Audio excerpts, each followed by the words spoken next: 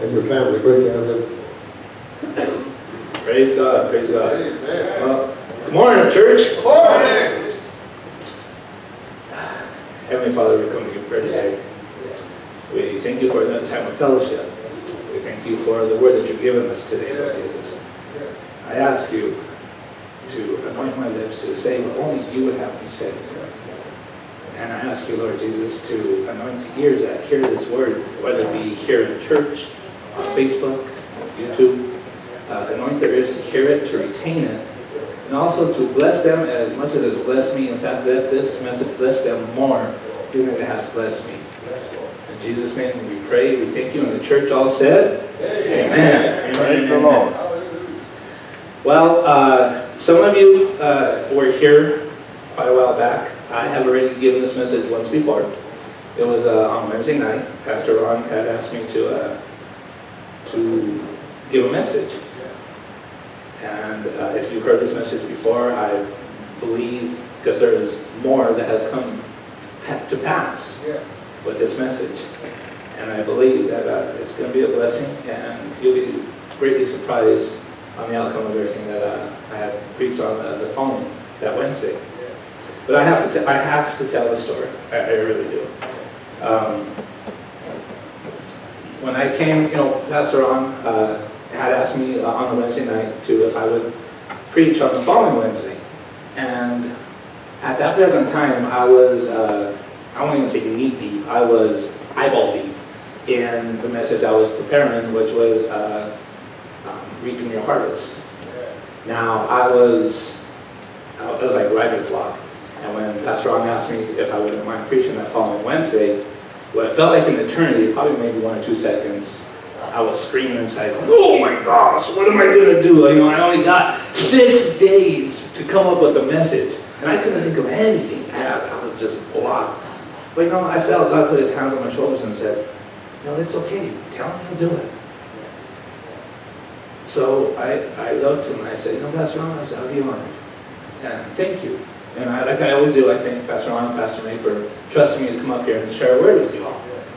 And while at the end of the service, me, Pastor Ron, and Pastor Cowboy were sitting right there by those doors where Pastor Cowboy's at right now. And we were just talking, whatever. And in my mind, I'm freaking out. I'm like, oh my Lord, what am I going to do? What am I going to do? What am I going to say? Well, you all know where I parked my truck.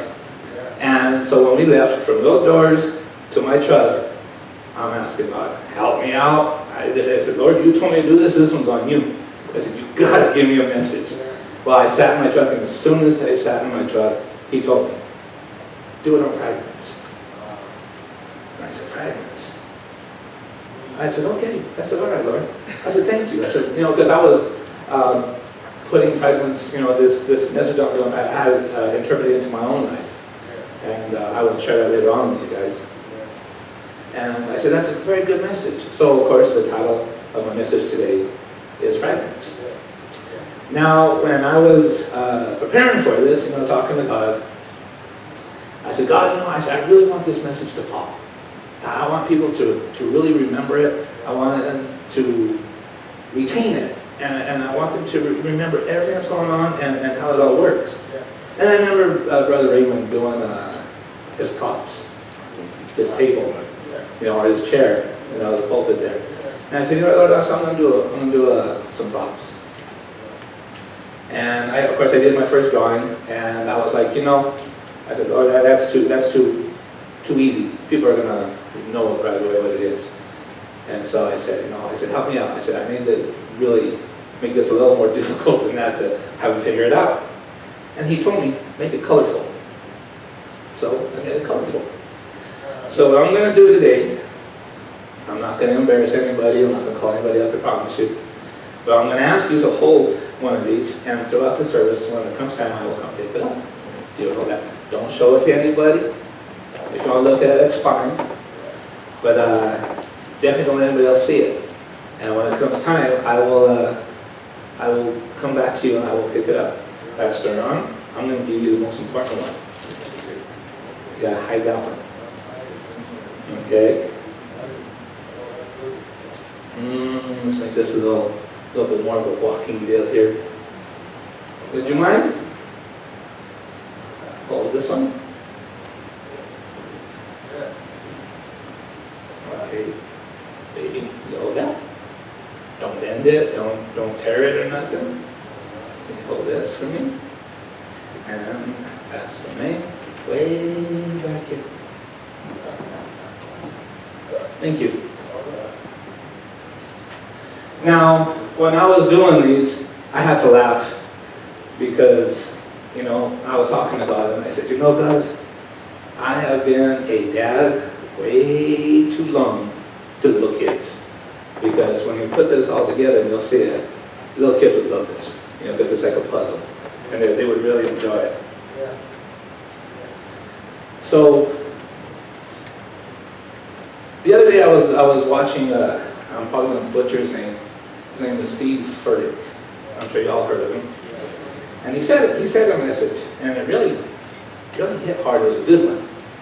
And he said, we come to church every Sunday morning, all right? And we expect the pastor to be prepared to give us a message.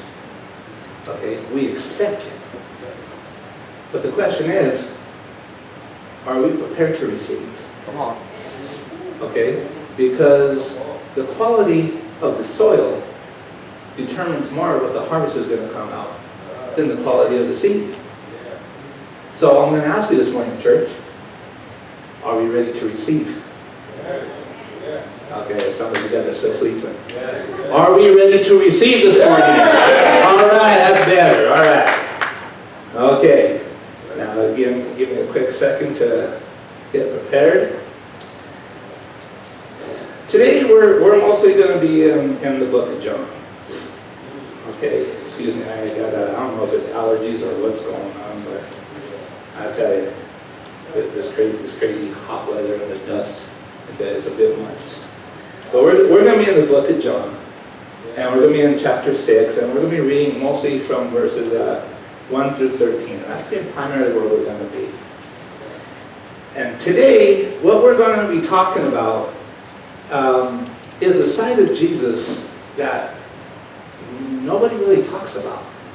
Okay? And some people will even say it doesn't exist. And that's the business side of Jesus. Okay? Now you may sit there and say, there's no such thing as a business side of Jesus. Why not?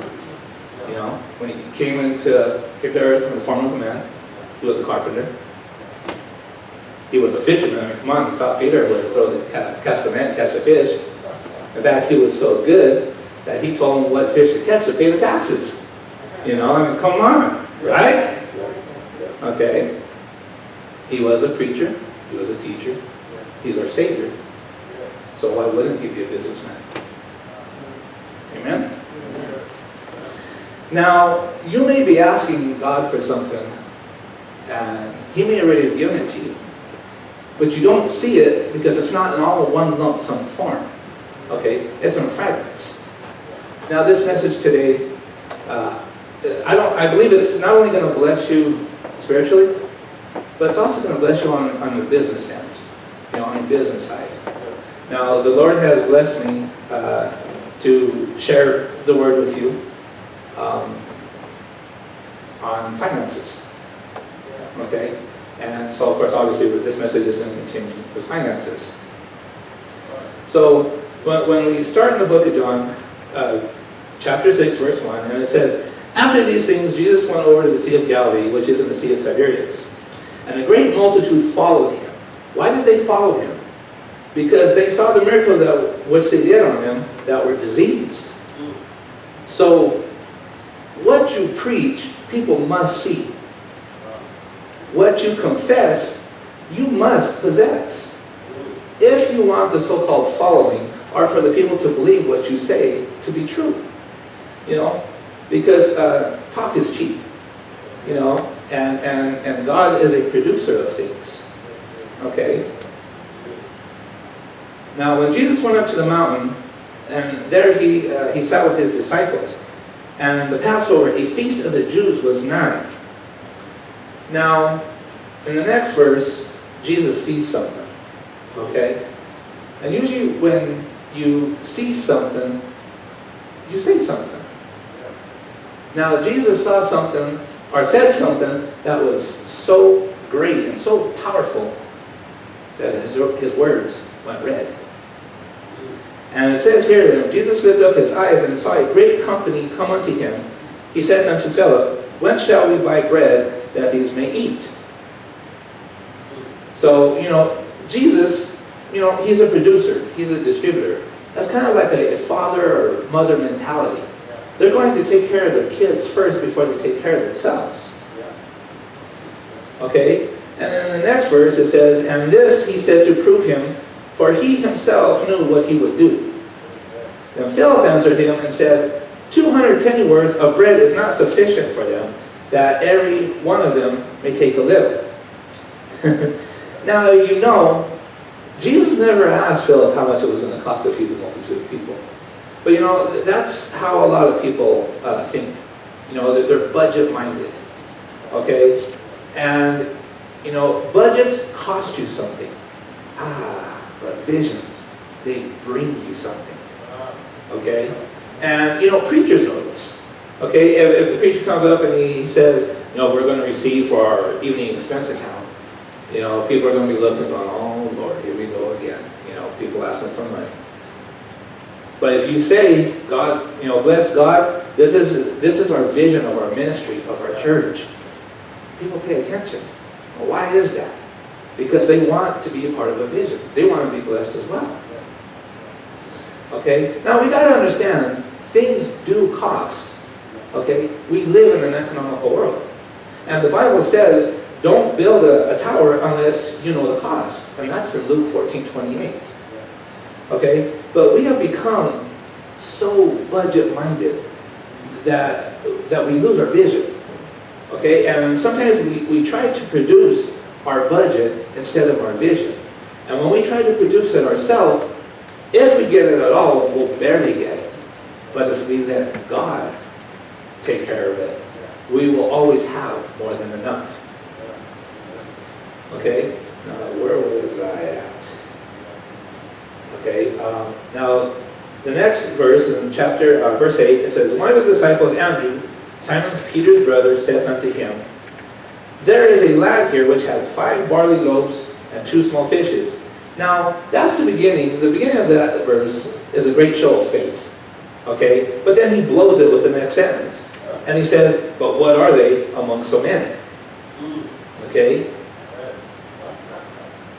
Now, Jesus said, Make the men sit down.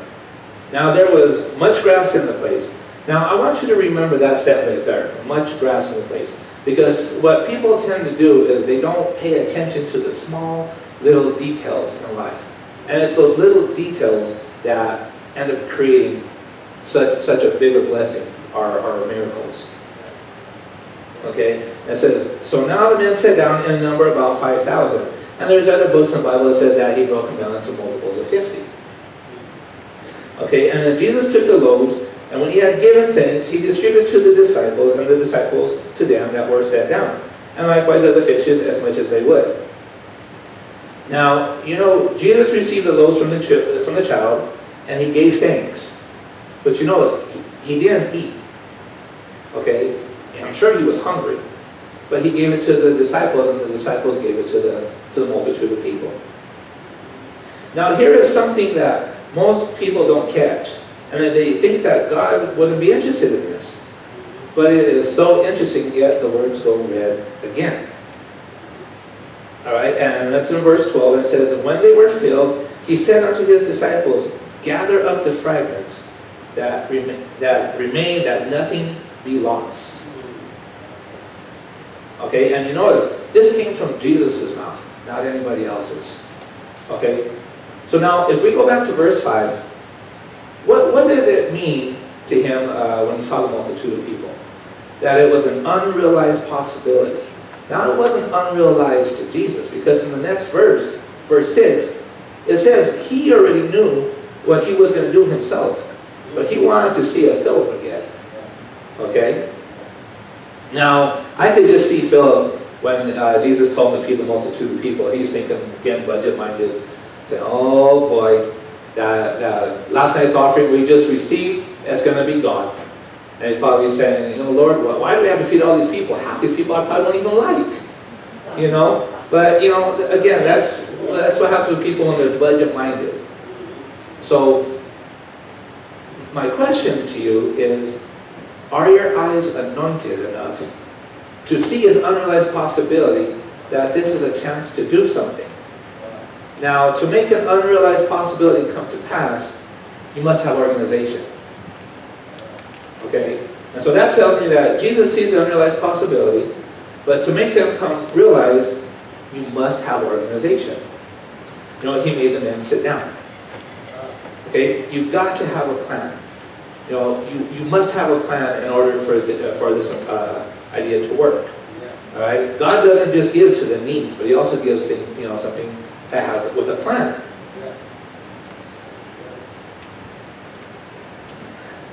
Now, it says again in verse 10 that there was much grass in the place. Okay, so there's an unrealized possibility in verse 5. In verse 10, when he made the multitude of people sit down, there was organization. Okay, and then also there was an environment there that was there to produce a miracle. Jesus makes the man sit down in a nice, clean place. So, there was probably no doggy doodle on the ground. There's no bullthorns to poke your bottom. What I envision is, they're on a nice little hill preparing for the miracles, to see the blessings and the healings. And, they're bloated, they're stuffed from all the food they ate. The wind's blowing, probably has some flowers up there, and you can smell the nice flowers. And it's nice. It's an environment ready for a miracle. Okay? And church, let me tell you, there's an abundance here. A lot of people say that there's the hundredfold and tithes and all that. It's not in the New Testament. I tell you they're wrong. Because when they broke those loaves, there's 100-fold right there. Each loaf, produced 100-fold to feed over 5,000 people. So don't tell me there wasn't 100-fold in the New Testament. Okay. So now we see a side of Jesus that we don't see. Again, that's the business side. Because we're used to seeing His abundance, His streets of gold, pearly gates, His healings.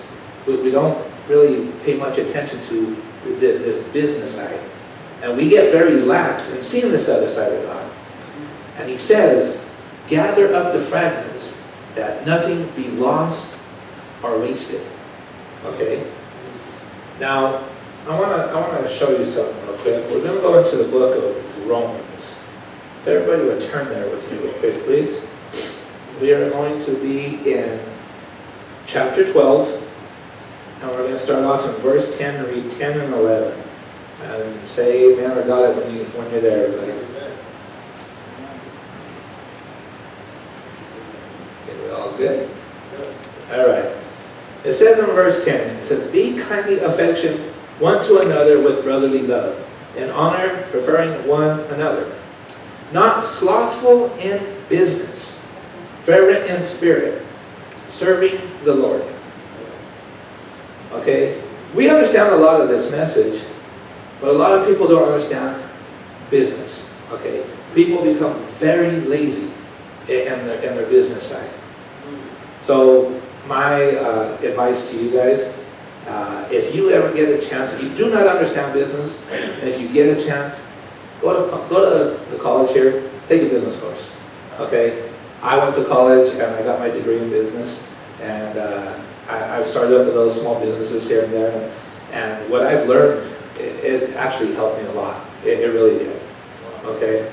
And if you don't want that avenue, and either college is not for you or you don't understand the mathematics of business, get with somebody who is business-minded, who does know business.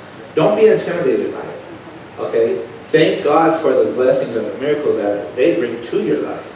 And let them help you out and learn from them. Okay? Because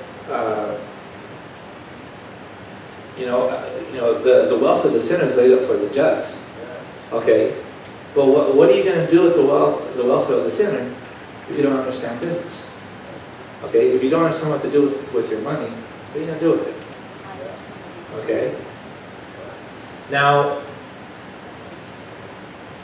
Most people don't think much of fragments, okay, because they're all apart, right? But in verse 13, we're back in the book of John again, chapter 6, verse 13. It says, "Therefore they gathered them together and filled 12 baskets with the fragments of the 5 barley loaves, which remained over and above unto them that had eaten." Okay, so when you remember, your unrealized possibilities may be in your fragments. Okay, you may not see them because they are all apart, right? But when you gather them up together, you may see what you've been praying for. Okay, and fragments are useless apart. But you'll see the riches when, again, like I said, when you put them together. The Bible says, men don't live by bread alone. People will tell you, men don't live by bread alone. And they're right. But we do need a little bread to live. Amen? Now, that actually went a lot quicker than I expected. See, I practiced this and it takes a little long time and it flies by. But Jesus told his disciples to gather the fragments. Okay? In the book of Romans, it says, don't be slothful in your business. Okay? So what that tells me is that you guys got to do a little bit of work. Okay? The Lord's going to show you. Okay? But you got to do the legwork. Right? Don't be lazy. So that means you can't be crying, "Oh Lord, I'm broke," and laying on the couch eating Cheetos watching TV. Can't do that. Okay? Got to work. Now, I'm sure every one of us here in this church has had at one point or another some financial struggle. Amen? I have. And you may be asking God, "Lord, help me. Car broke down. You need to get a new car." Okay? Some people, a few years back, they did that balloon mortgage. Worst thing you could have done with your houses. And it comes to maturity, and your mortgage payment doubles. Right? And all of a sudden, it's like, "Lord, if I don't get an extra $1,000 a month, I'm going to lose my house. Lord, you need to help me. Lord, please, help me." And you start acting the fool, and you're hooping and hollering and you're praying, and you hear nothing. Okay? You hear nothing. So you sit there and say, "Lord, they're coming to repossess the house, or foreclose on the house. The repo man's here to come take my car. I don't have this money. Please, help me." Well, you calm down a little bit, start getting into the Word, and you're thinking to hear this big, boisterous voice, or get one lump sum of money, Maybe you have a lost uncle somewhere that left you on his will or something, you never know. Or you may be thinking, "Hey, I'm going to hit the Powerball." Okay? No, don't work. Okay? In fact, I used to play the scratchies a lot, and play the Powerball, and play Texas Hold'em. That's very good. I won. God told me to stop. Okay? Because what I learned was I was kind of making that my source for income instead of God. But he told me to stop. So I stopped. So when you calm yourself down, you may hear that still small voice. And he may tell you, "Child, gather your fragments." Okay? Some of you may not know what fragments are. What do you mean fragments, Lord? And if you seek him diligently, he will answer. He will show you. And so you got to go gather your fragments. So again, it's a little bit of legwork. Amen? Got a little bit of legwork going on. And you come up here, and it may be, Pastor Nathan, right? He may tell you, you're eating at McDonald's 3 times a day, every day of the week. Chill it out. And maybe, a shake or, some fries. I don't know if you guys could all see this. I'll get up here. And you look at it, and you need that $1,000 a month, and it may be only 10 bucks, 5 bucks, whatever. It doesn't look like nothing. It's a fragment. Have no idea what it is. And you're like, really? Okay. But you still listen to the Lord's word, His voice. And He says, gather the fragments. So again, you're doing a little bit more work.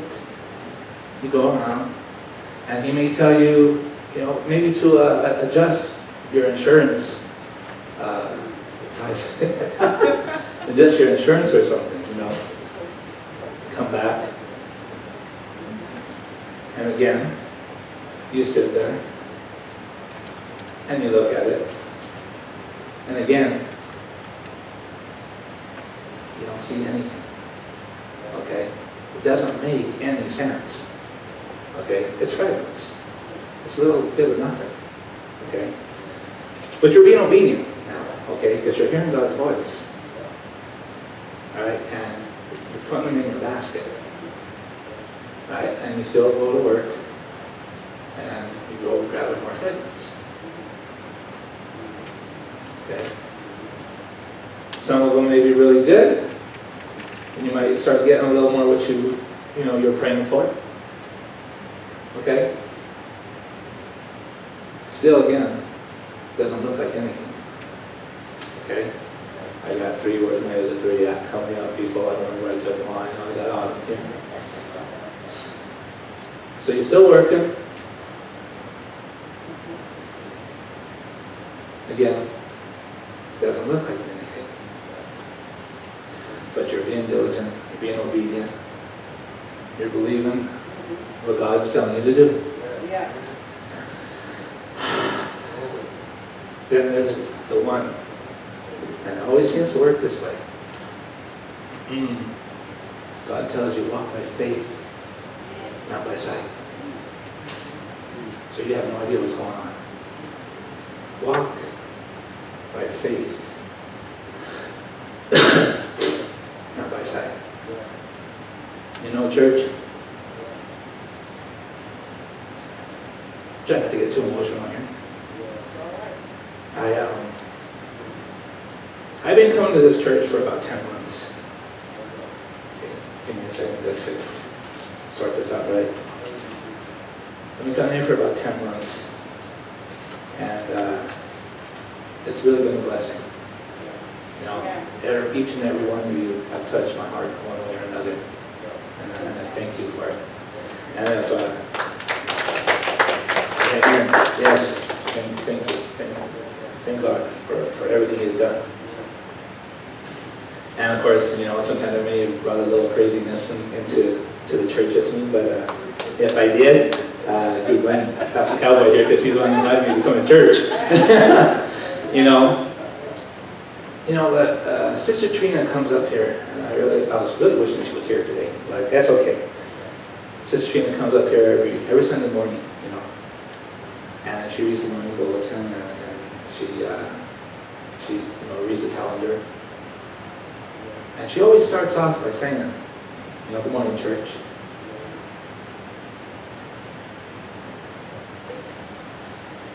It says, good morning, church.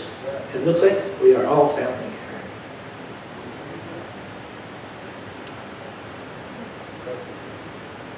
here. And I love that. I do. I love that. Okay? Because we are family. We are family here. Hallelujah. Now, some of us may be a little taller than others. Some of us may be a little heavier than others.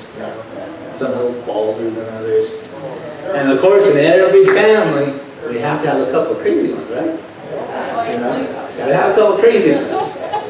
But it's those crazy ones that we call upon when we need help. And they're there. But they are still part of the family. Okay?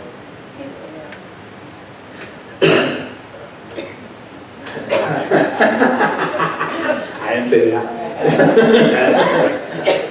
So, family, if I may, can I get a little personal with you guys today? Is that okay?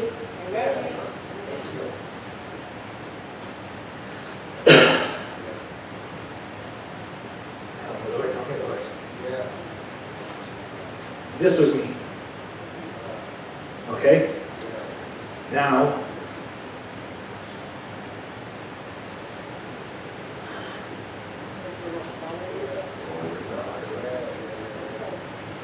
yeah, okay, there we go. This was me, like I said. Now, I didn't have a foreclosure on my house. I didn't have the repo man coming after me. What happened to me was a lot worse. I lost my daughter. Now, the courts decided to take her away. I wasn't allowed to see her. Made it next to impossible to see her. Now, I'm not saying that I wasn't wrong in some of the things I've done. No, I'm human, I make mistakes. You know, I wasn't the nice, wonderful person you see in front of you today. You know, there's sometimes areas I was mean. But I did not believe that I deserved to lose my daughter. That was wrong. That's what I feel. Now, church, I will sit here and I will tell you, I'll look you straight in the eye, and I'll tell you, I don't like fighting. I hate fighting. Okay? And I will tell you, I've never started a fight in a day in my life. But I would love to finish it. You mess with me, I'm going to finish it. And I fight dirty. Okay? I do. I fight dirty. Now, I know that's not the godly way, God forgive me. But he had to work on me on that. Yeah. Had to work on me. Well, when that happened, I went to fight him. And like I said, I fight at all costs. And I heard God tell me, wait, do nothing. Do nothing. I brushed it off, continued with my little plan I had to do and everything else. And I heard it again. Telling me, wait and do nothing. I said, nah. I said, not with my child, God, no. I said, Lord, if this is you, I need confirmation. So he took me to the book of Psalms, 27:14. And it says, wait upon the Lord. Be of good courage, and he will strengthen thine heart. Wait and do nothing. Wait on the Lord. Now that sentence that says he will strengthen thine heart, that was that came to me harder than you would believe about 3 weeks ago. I realized what that meant. Okay, I didn't put much mind to it, but I said, okay, Lord, if this is what you want me to do, I will wait. Well, to add insult to injury, the state of California decided to come after me for child support. Now, don't misunderstand me, church. I am not against child support. Okay, I'm not against it. If it's done right. Okay. Now, I got a lot of studies I've done on child support. It is a crooked system, very crooked system, and that's for a whole other sermon, probably outside the church instead of inside the church. Okay, but it's done wrong. Okay, it is done wrong, and if it's done right, it's okay. You know, and I'm not against. I said I'm not against child support, so please understand me that. But that okay? But some people truly do need it.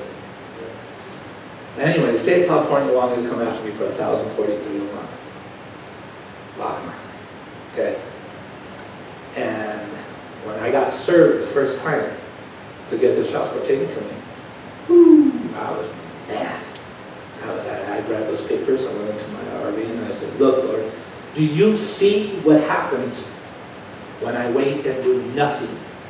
Do you see what happens? I said, this coming after me for all this money. That's wrong. I said, what do you expect me to do about this? And as soon as I said, I heard it. It was just like when I heard Pastor Ron laughing. I heard him say, pay it. And it's before the word it came out, I said, oh, no. I ain't paying that. You're crazy. I said, I will quit work. I will go back to Colorado, file a change of venue with the courts, go work at McDonald's, and have them take child support out of that money. I ain't paying it. I said, you know what, in fact, Lord, know what I'm going to do? I'm going to do just what you said. I'm going to wait and do nothing. So being that I got served, I had to file a response. I had 30 days. So I filed my response, I contested it. And 2 months went by, and I heard nothing. Nothing. So, okay. Well, in this meantime, I'm praying, I'm believing that I'm going to get my daughter back. Faith without works is dead. So every night, I made my daughter's bed as if she was coming home. Every night for dinner, I set her out a plate as if she was going to come home to eat. Did every single night. Okay?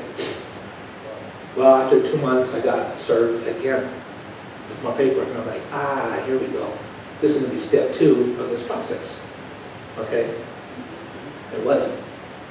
Okay? It was step 1 again.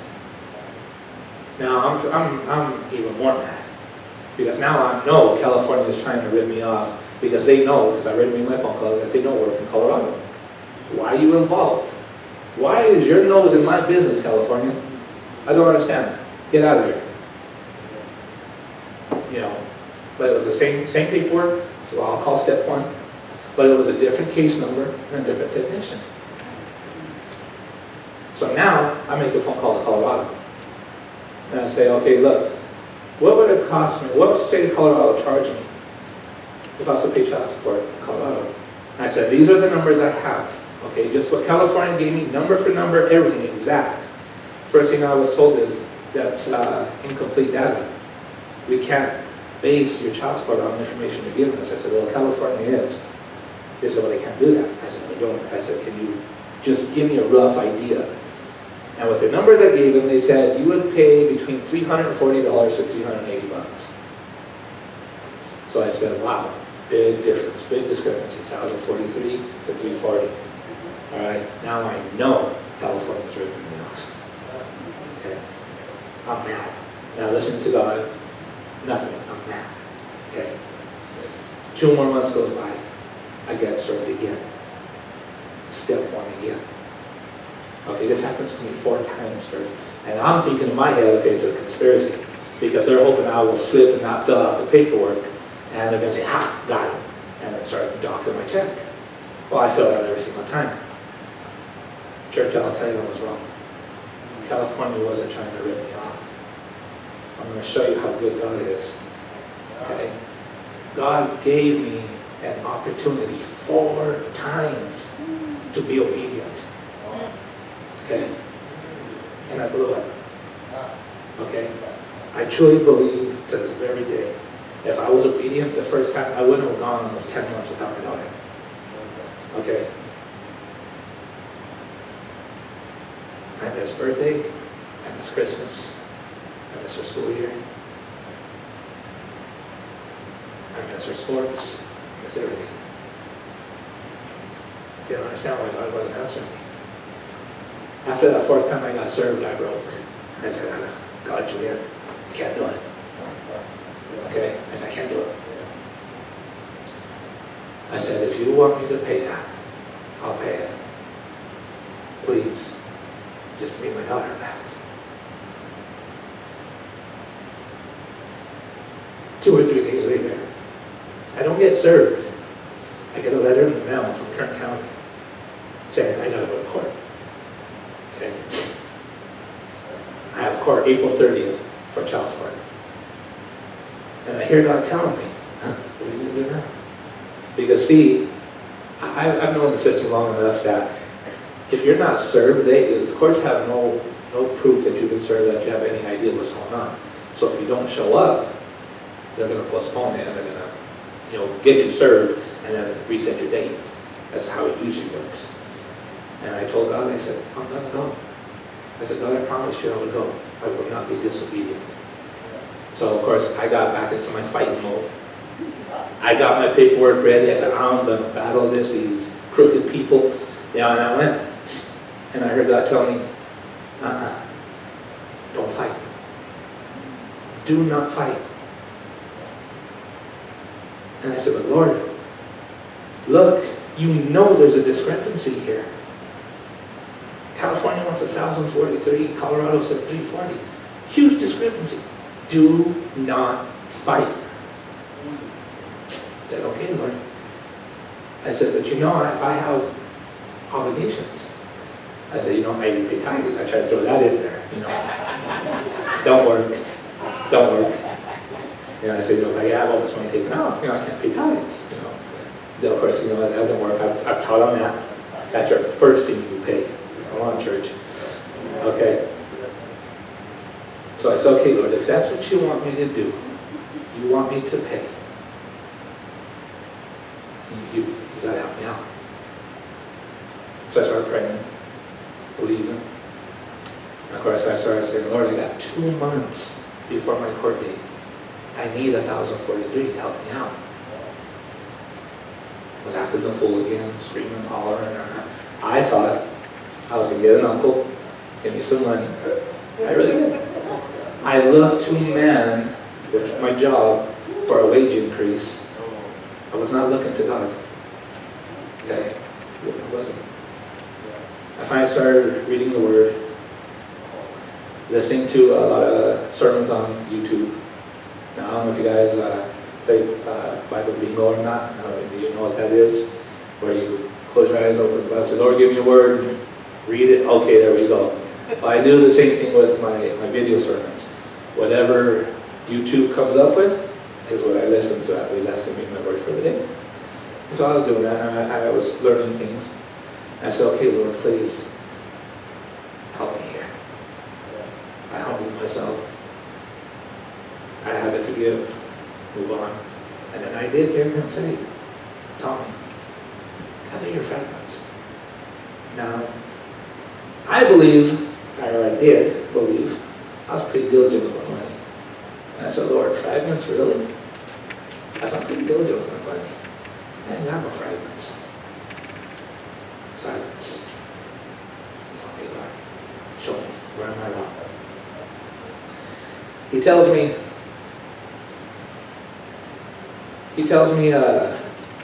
call your insurance agent and see if you could adjust your car insurance. So now, I don't know about you guys, I pay a lot of insurance. I got my truck, I had the car, I had my RV, got my house, got my life insurance. I pay a lot of money. So I was like, praise God, he's going to knock it down to $75 a month. I'm going to be so happy. Thank you. Well, I call him and I say, hey, my agent's name is Smokey. And I say, hey, Smokes, what's going on? I think I'm paying too much. Can you help me out here? He said, yeah, I'll be calling in a couple days. So he calls me back a couple days. Hey, Tommy, Smokes, here's your new rate. I said, all right, thank you. So I take that rate home. I look at it, and he saves me $10. Now, how many here would be thanking God if he saved you $10 a month? You're more a Christian than I am, because I went to hooping and hollering. I went, really, Lord? $10? $10? I said, you're missing it by a few zeros here. I need 1,000, not 10. Silence again. I said, all right, Lord, forgive me. I'm sorry for losing my cool, acting the fool. He said, gather your fragments. I'm going to try to keep this as straight as I possibly can, and hopefully all of you can see this. Try this way. Next one, he tells me, and this last one, I ain't going to mention no names, but that's why I gave this message here. It was funny, boy. It was fun, because I saw a lot of these going on. And God told me, you have apps that you're using, that you're paying for, that you're not really using. Shut them down. So I have Netflix. See a couple of smiles already. And I keep Netflix, or I was using it because I have my kids. I got 6 kids, okay, and they're all grown except for my daughter, and I let them use my account. I even let my brother use my account. And when I went to my Netflix account, I noticed nobody was using it, and I was paying. It went up to $15 a month. And I closed it. And I said, come on, Lord, you're nickel and diming me here. You know, right now, it's like, I got 6 weeks left before this court case. You want me to pay $1,043? $10 or $15 ain't gonna do it. Help me out, come on. So I closed my Netflix account.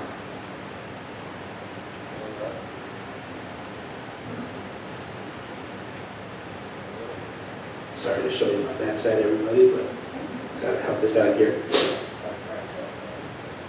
Next, I heard God tell me, sell my car.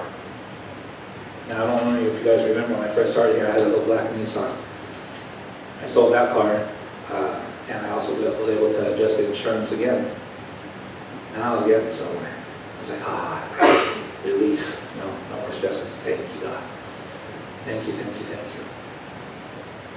So I sold the car.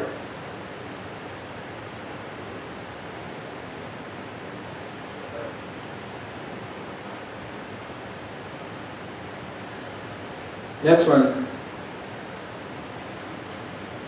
Lord tells me, where's your credit card? Pay off your credit card, get rid of it. So I did. Didn't argue. Because now I'm hearing God. It's almost like on a daily basis. I'm not just praying anymore. I'm fellowshipping. Talking, hey, Jesus, We learned that from Jesse Clemens,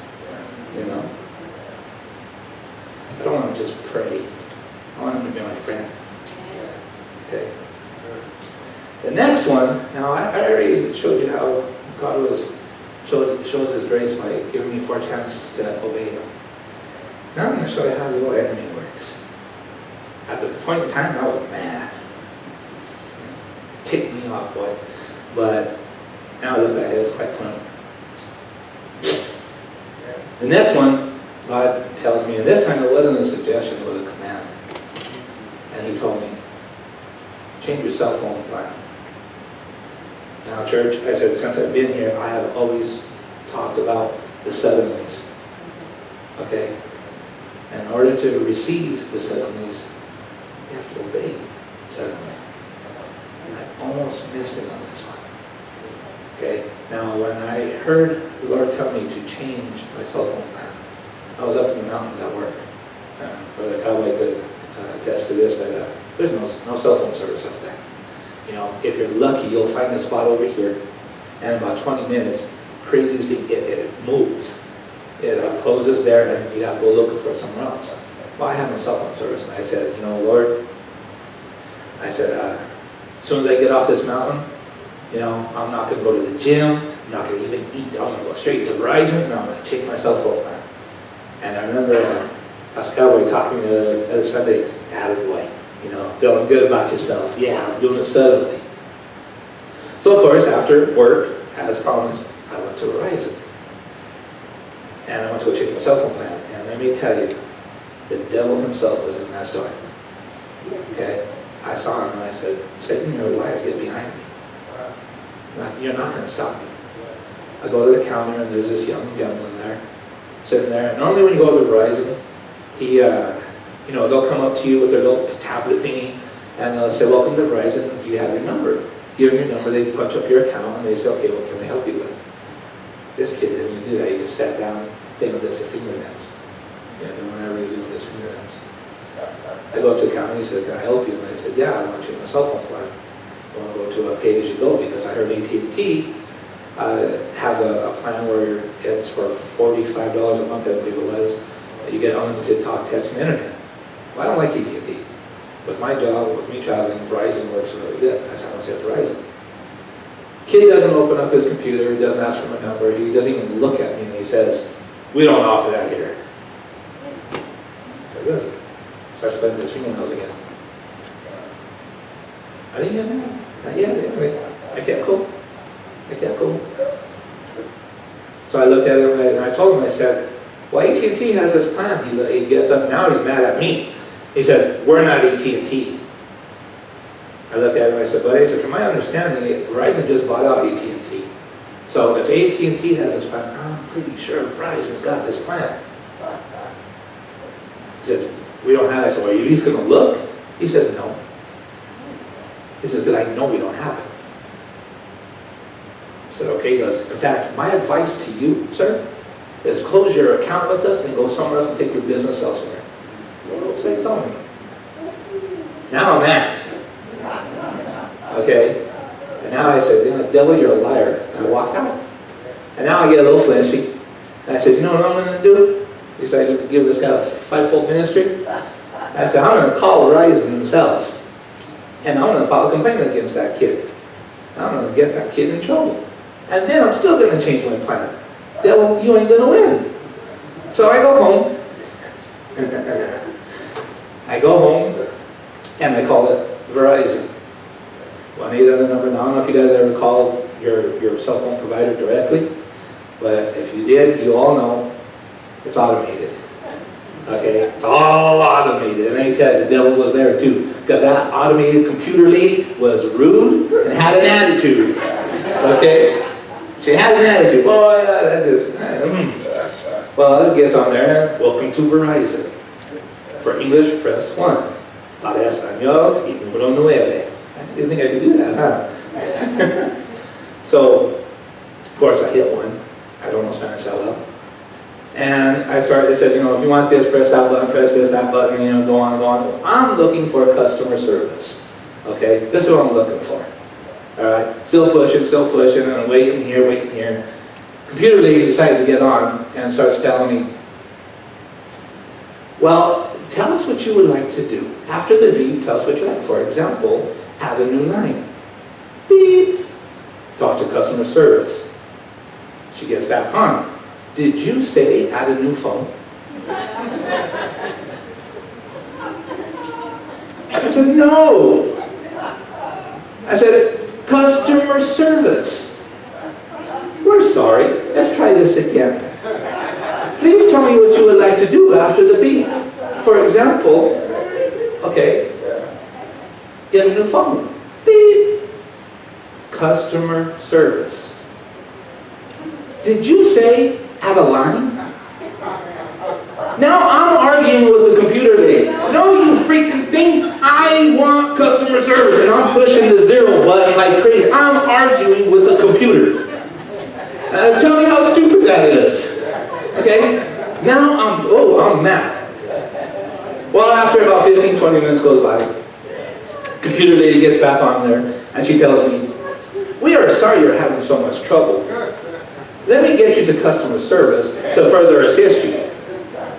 Mind you, your telephone call will be recorded and monitored. It's like, yeah, because you don't want me to chew them out. Now they start playing elevator music. Music to tame the savage beast. Okay? Well, I'm waiting probably 15, 20 minutes. Computer lady gets back on. Guess what she tells me?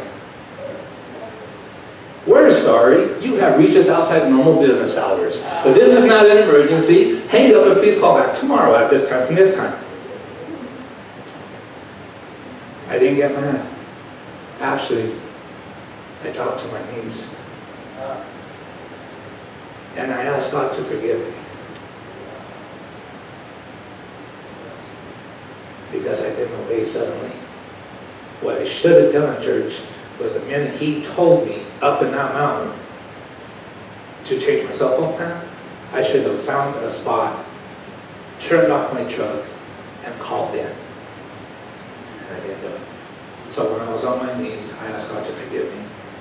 And if He would give me one more chance, I promise you, I won't mess up. I will call first thing tomorrow morning. So I get up, and I'm thinking, of course, my boss is going to keep me down on the bottom.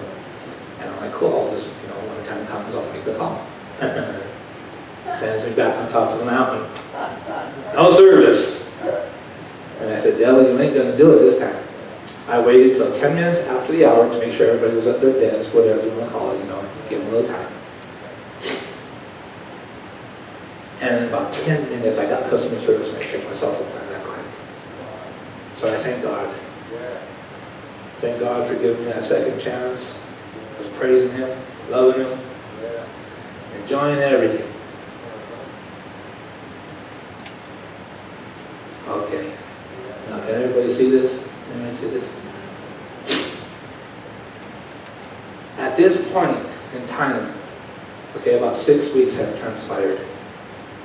Okay, and God had shown me my fragments, and I was saving $800 a month. That's what God had saved me. And I was rejoicing. I was praising God. I was like, thank you, Lord. Because, remember, California wanted 1,043. Even though Colorado wanted 340. God had given me $800. So when you subtract the two, it's $243. That's less than what Colorado was charging me for child support. So I was praising God.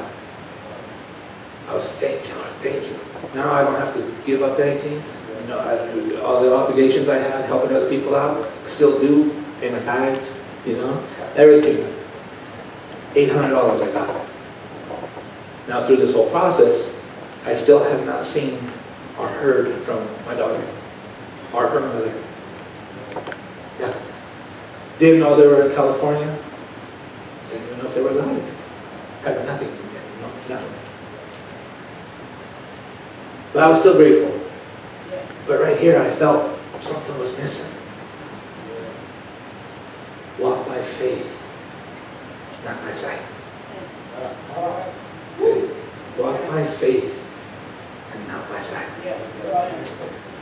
Talk to my family, talk to my mom and stuff like that, and I told her the same story. And of course, a lot of people told me, Tommy, don't be greedy. Don't be a glutton.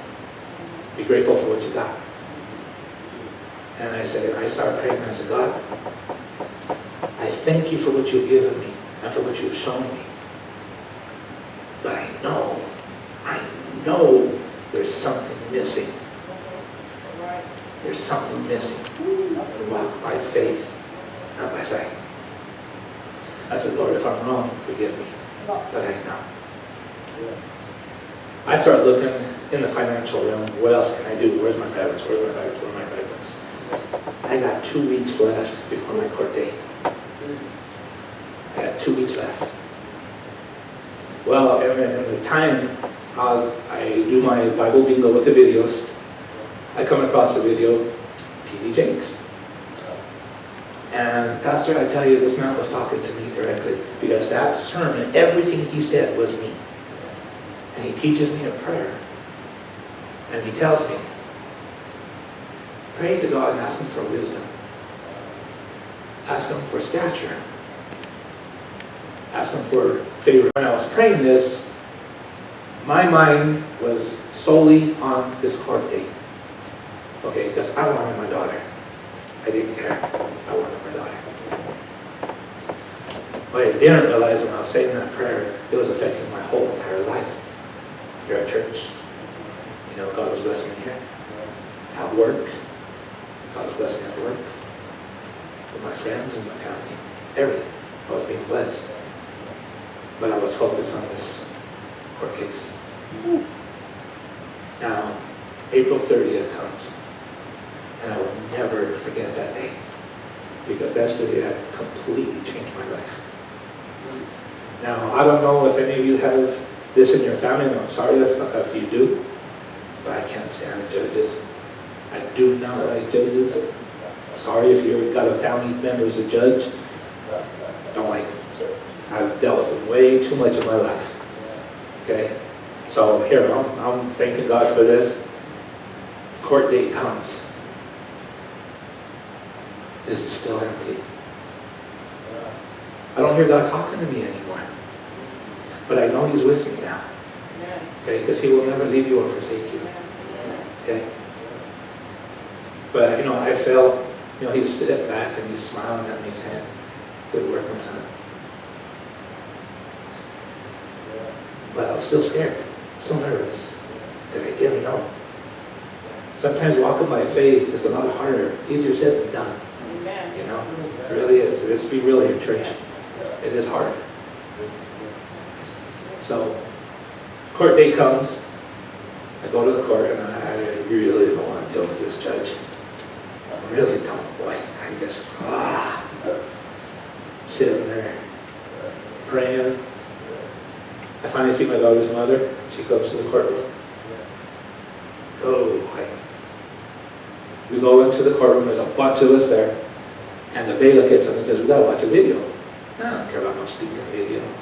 I'm praying, thanking God, give me the favor, give me the favor, give me the favor, give me the favor, give me the favor. Amen. Video's done, bailiff gets back up, and he starts calling names. Well, my name gets called, my daughter's mother name gets called.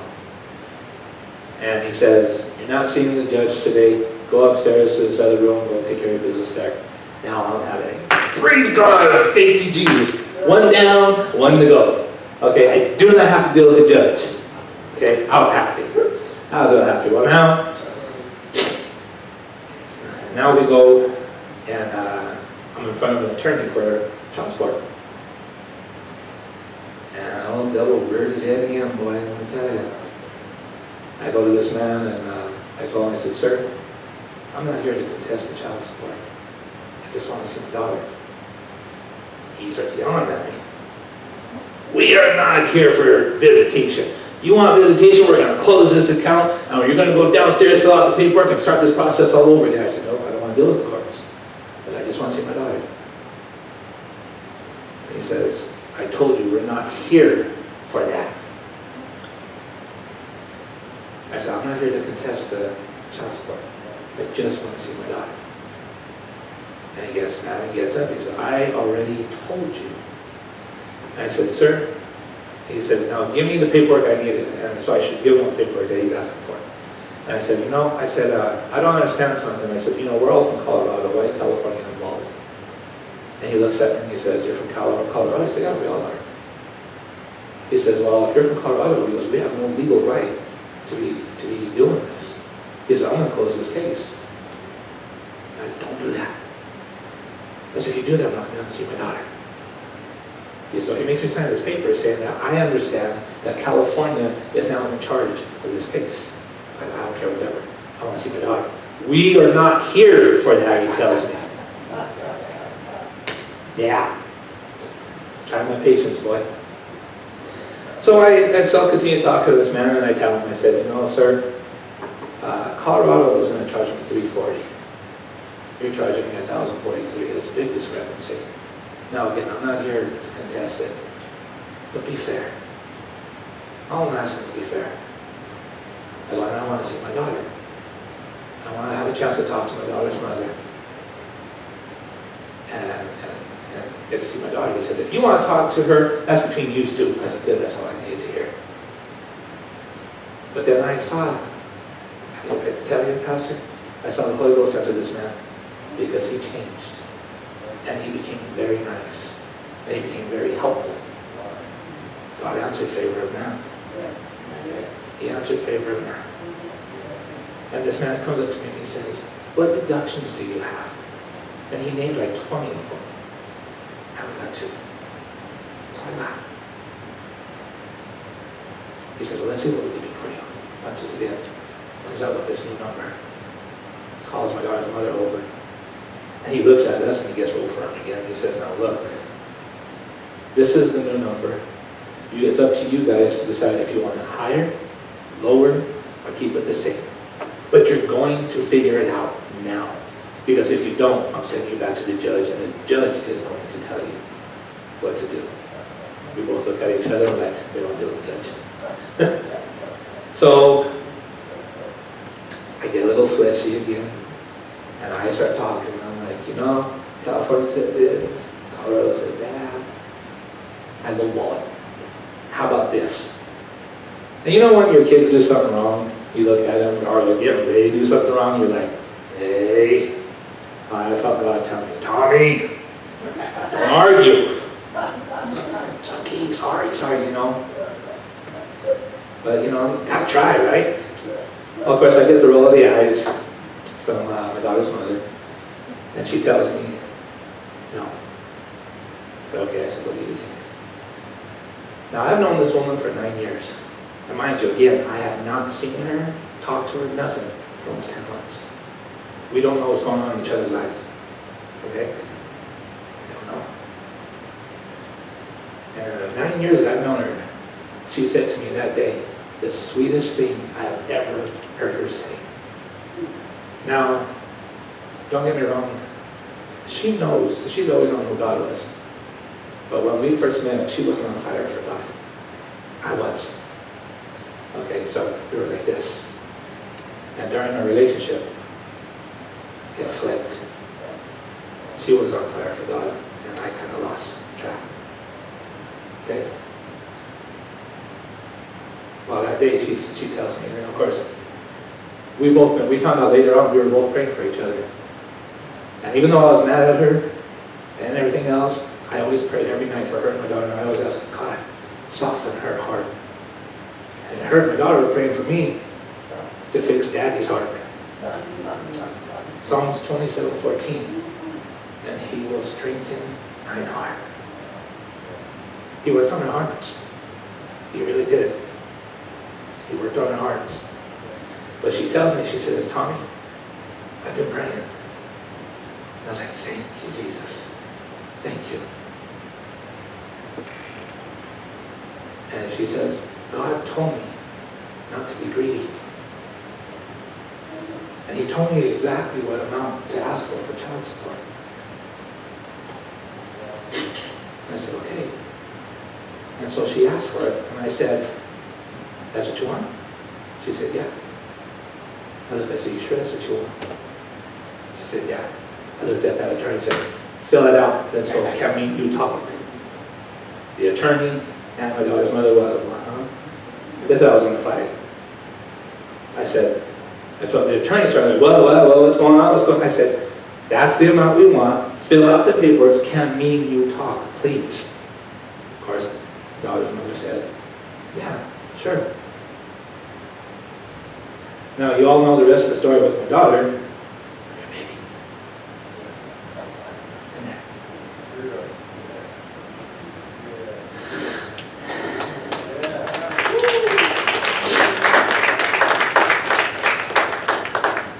This is my baby Autumn that you all been praying for. This is my daughter. You all know that. God gave her back to me.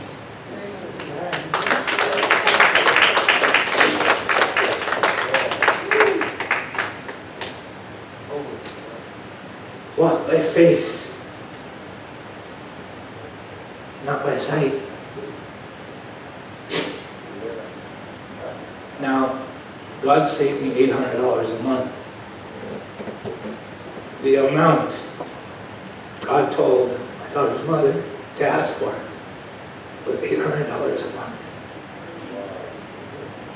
So not only did He take care of the court date, not only did He give me back my daughter, I got to talk for 5 beautiful hours that day with my daughter's mother. And we both found out we had a new, strong love for something new, for someone new. A passion and a desire for somebody new in our lives. And that person was Jesus Christ.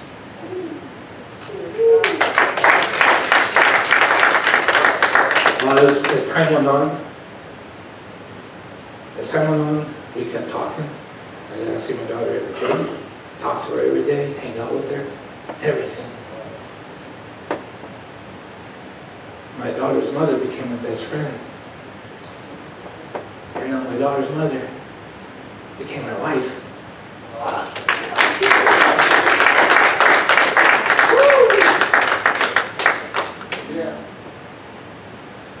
So when you stop acting the fool, you will realize that your problems that you thought you had, Jesus was always in the center of it.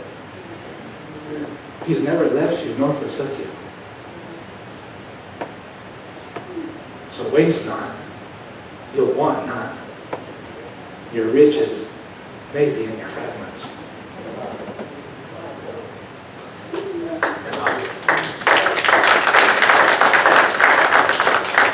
I got one more quick story if we got time. We got time? You guys want to hear one more quick story on fragments? Okay, this one's a little, now that's so emotional. back in Colorado when I was working the gas lines, utility prices went up, okay? And we're all freaking out, like, oh my goodness, you know? And they went up really high. Well, where my office was at was right next to the electric company. And their workers and us, we all became good friends, we all had Christmas dinners together, everything. Well, when the price hike went up, I started talking to the foreman and said, is there anything we could do to, kind of help with these prices? Maybe jack with the meter a little bit here, or jack the meter there, And no, there's not a way to do it, and we've got to keep it Christian, So anyway, the foreman comes up to me and says, Tommy, he says, what do you do with your phone when it's dead? I said, well, I charge it, of course. He said, well, when you're down charging, it's fully charged, what do you do? I said, well, I unplug it, go my way. He said, what do you do with the extension cord, the charging cord? I said, oh, he plugged it in the wall. I said, don't do that. He says, because one plug will cost you roughly about 10 cents a month. Okay? It'll cost you about 10 cents a month. Now, I see it again. So, anyway, now between me and my wife, we have 9 kids. Okay? My brother has four girls, and Uncle Tommy is the only house that has air conditioning. So in the middle of the summer, guess where everybody comes to visit?